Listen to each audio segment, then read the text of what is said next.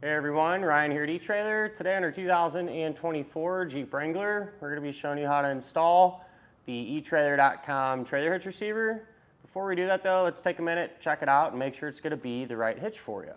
So for those of you that don't have a factory hitch on your Jeep, this is going to be a good solution for you, regardless on what you're trying to do. If you're going to be pulling trailers around, using accessories, or even a little bit of both, this one's definitely going to get the job done. With this particular hitch, it's going to work with all the different types of submodels of the Wrangler, with one exception, and that is the EcoDiesel. So if your vehicle is equipped with that, this hitch won't bolt up, but the good news is there's other options for you. Draw-Tite makes a hitch that is compatible with EcoDiesel, so if that's what you got, definitely check those out. To compare this hitch to some of the other ones, I personally think the eTrailer one is going to look the best. I really like the finish. It's a matte black, blends in with the bumper, almost matches it perfectly. And I like the collar too. This one-piece design I think looks like a finished product if you ask me. I have a couple other hitches right here. The Curt, this is pretty much going to be identical to the eTrailer hitch, but it has more of a gloss black finish. And then this one here, this is a Draw-Tite. We're semi-gloss. The collar is a little bit different. Not too crazy about it, but that's just my opinion. And with the Draw-Tite, it's going to offer a little bit higher weight capacities. So if you're going to be pulling a really heavy trailer around or using a real heavy accessory and plan on using a hitch extender, so if you got a big spare tire or something like that, this one might be a better solution for it. This hitch is going to have a 2" by 2" receiver tube opening, which is a good thing. Really common size, so a lot of stuff will work with it. It is going to use that standard 5/8 pin and clip. Keep in mind, one doesn't come included with the hitch. If you need one, not a big deal. Grab it here at eTrailer. A lot of times too, if you end up buying a new accessory, they'll come with one. There's something to look out for.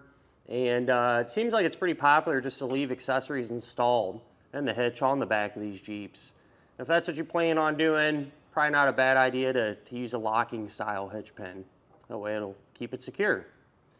The safety chain openings are going to be a plate style.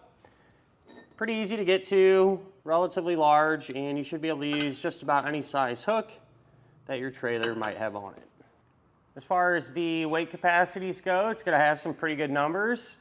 Maximum gross tongue weight rating is going to be 500 pounds. That's the amount of weight pushing down on the hitch. So you should be able to use just about any size bike rack or cargo carrier. To give you an example. As far as the maximum gross trailer weight rating goes, that's going to be 5,000 pounds. That's the amount of weight pulling on the hitch. So the weight of your trailer plus anything you might have in or on it. This can be used with a weight distribution system, which is a separate component. What happens when you use that, it's going to keep your Wrangler and your trailer level whenever you're pulling it down the road. That's pretty popular on campers and closed trailers, things like that. But even if you use that system, the capacities are going to remain the same at 500 and 5,000. Now with all that in mind, I do always like to recommend, always a good idea just to grab your Jeep's owner's manual. That way you can check in there and make sure that your Wrangler can handle that much weight safely. We'll grab a couple measurements now, and these will help you figure out what type of accessories will work best. Keep in mind, your setup might differ a little bit because it's real popular to do bigger tires and lift kits and everything else like that. Give you something to reference though, our Jeep's completely stock and has a 245, 75, 17 size wheel on it. But if we go from the ground to the top inside edge of the receiver tube opening, taking into account the lift that we're on, that's going to be about 18 inches. So good ground clearance, and if you plan on pulling a trailer, you can probably use a ball mount that has a slight drop in it, maybe an inch or two, work well for most people. If we go from the center of the hitch pin hole to the edge of the bumper, that's going to be about 3 inches, and from there to the edge of the tire, that's going to be about 9 inches. And you can use that to help figure out if any of those folding style accessories you might have can be stored upright without hitting the back of your Jeep. If you do come to find out that your folding accessory will make contact with the back of your Jeep, something you could always do is use a hitch extender. Essentially, it's going to plug into the hitch, move that attachment point further out and buy you some more clearance. But keep in mind, a lot of times when you use those, it's going to reduce the weight capacity. So something to think about if that's your situation. Other than that, though, at the end of the day, great all-around hitch. I think it looks awesome. Work in just about any situation. So kind of your general purpose stuff, you'll be good to go. As far as the installation is concerned, pretty straightforward. More or less, you just hold the hitch up, put the hardware through, and tighten it down. So just about anyone should be able to do this. And if you plan on doing it yourself, feel free to hang around. We'll go ahead and get started on it now.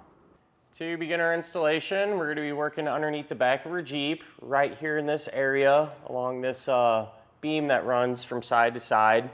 And each one of these Jeeps seem to be like they're set up a little bit different. In some cases, you might have some factory bolts and a little spacer plate that's installed right here. If you do, you can go ahead and get that removed. Refer to your instructions. In our case, we don't have that, so it's something we don't have to worry about. How this is going to work, our hitch is going to get put up in a position here around this beam. And the holes in the hitch will line up with our attachment points. And then you'll take the hardware. It's going to be the same for all the attachment points. You're going to have a bolt and a flat washer.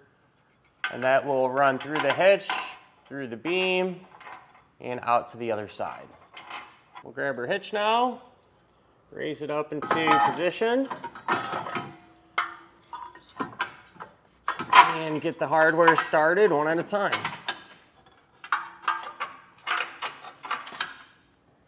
Where the bolts come through the other side of the hitch, you're going to take the flange nuts and get them started hand tight.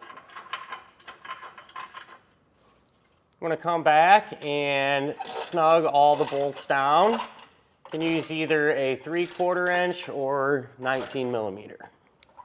You want to come back with a torque wrench now and make sure all the hardware is tightened down to the specification and the instructions. And now that we have everything torqued down, we're good to go.